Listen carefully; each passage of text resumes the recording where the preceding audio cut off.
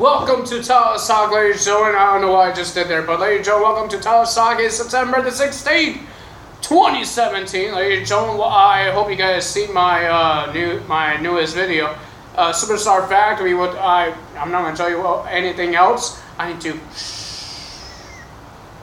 quiet down.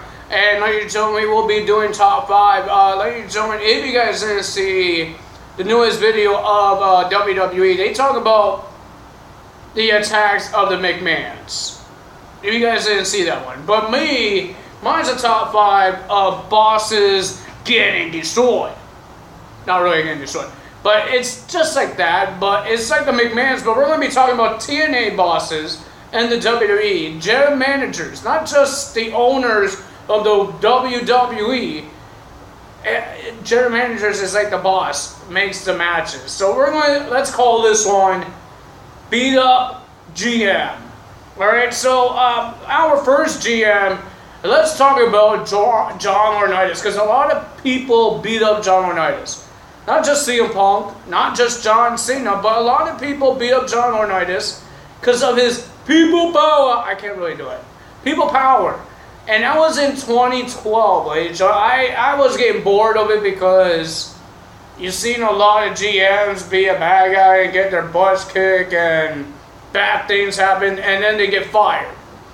But this one, it was funny because he made stupid matches, but we've seen a lot of discs. People made fun of him and beat up Mr. John Laurinaitis and have some funny matches because in 2012, they didn't care about the wrestling at all. They didn't care about the abilities of what these wrestlers could do. But now I was young too. I didn't care about the wrestling as well. I care about the funny parts. But now I grown and watched wrestling more and more and more, and I've seen what people really care about. They care about the wrestling ability.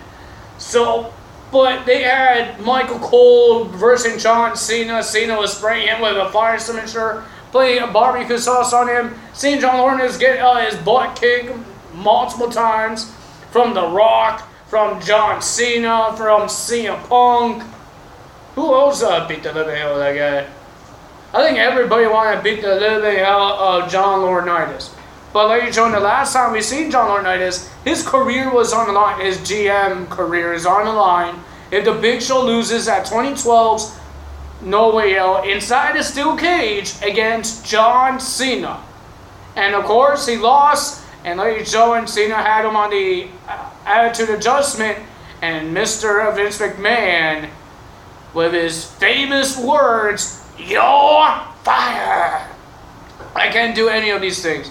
And he got an attitude adjustment onto the announce table. And there's no more of John Laurinaitis. I think he made one return when SmackDown Live was coming on Tuesdays and they need a general manager or be the boss of SmackDown, something like that.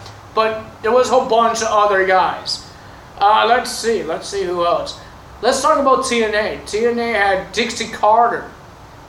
And the people that want to hurt Dixie Carter was no other than Team 3D. Bubba Ray Dudley and D-Von. I don't know if I'm allowed to say that. It's a YouTube channel, never mind. But ladies and gentlemen, EC3 and the Carter family and everybody else tried to help her. But ladies and gentlemen, on their minds of the crazy ECW originals, wants to put Dixie through a table. They already did it to Rockstar Spud. They did it to Rhino. They did it to Ethan Carter III. Except for Dixie, until they did it in their, I believe it was Brooklyn, New York. I believe this was like 2013 or 2014. This happened, and they broke her through a table. All the wrestlers were pounding on the ring, cheering and clapping. And ladies and gentlemen, I was so surprised when it happened because we don't see wrestlers hurting women that much. You know, it's a TV show. It's fake. All right, calm down there. But it felt like the Attitude Era. It felt like the Attitude Era, seeing Dixie Carter getting destroyed by the Dudleys, by Team 3D with a table. That was crazy. And ladies and gentlemen, we didn't see her for a while, and then she came back as a good person, as a fan favorite, and then she stepped down as the boss. And Karen Jarrett came, and Jeff Jarrett came, and that's when the GFW happened. So that's what happened there. That's how last time we saw her. But Eric Bischoff is number 3. He got beat up multiple times in different promotions. One, he got beat up in WCW. I remember the Outsiders. I believe it was Eric Bischoff. I believe Eric Bischoff got a jackknife powerbomb from Kevin Nash through a stage. I believe it was Eric Bischoff, or it could be somebody else. I think it was Eric Bischoff. I don't remember, but I think it is. But in WWE, Eric Bischoff, everybody hated, except for the heel people, because he was heel. But with that, everybody hated him, and guess who had the only guts to hurt him is John Cena. And they had this weird court thing that everybody hated him, and some people liked him.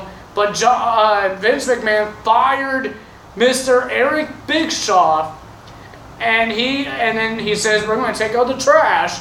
Cena did an attitude adjustment because Mr. Eric Bischoff was trying to run. Cena did attitude adjustment, and he went in the garbage. And I think that's the last time we've seen Eric Bischoff until we see him on the WWE Network on Legends with JBL, when JBL had been asking him questions. Number four, let's say a McMahon. Let's say Shane McMahon, because these last 2 times he got beat up by The Undertaker and AJ Styles, and multiple years ago from Stone Cold, from The Rock, by The Undertaker, Kane, I don't think John Cena, Shawn Michaels, Triple H, all of these guys beat up Shane McMahon. The guy is a risk-taking. He loves to take risks. And ladies and gentlemen, this man, he's crazy, but he got beat up, and he was part of matches when he got beat up. But with when my 2 times that I couldn't believe what happened to this guy, he got attacked and he got punted in the skull by Randy Orton. If that knee comes right to your skull, it's a really bad concussion. If it was a fake, and that bone knee hits you right in your temple, it's a bad thing, and you could have a bad concussion in your head. But it's fake. I believe he hit him right here, but it still hurts. But he hit him right on here, the bottom part, not the knee. He kind of kicked him in the head. He didn't use the knee. I think that's the punt. They say he hit him with the knee. I think that's the punt. But he hit him with the bottom part. It still hurts, but this is like all bone. There's not a lot of meat in there. Not a lot of people have meats in that part, because it's like your elbow. It's so hard. You elbow somebody, it will hurt because you don't have that much meat in there. Just like your knee. Your knee is like an elbow. This is your elbow for your for your leg, and this is your elbow for your arms. This is your elbow for your knee, and that hurts badly. So, and then the second time is with AJ Styles to build up their match between Shane and AJ Styles at WrestleMania. I got really shocked that this happened when he attacked him backstage and broke him through a window of a car.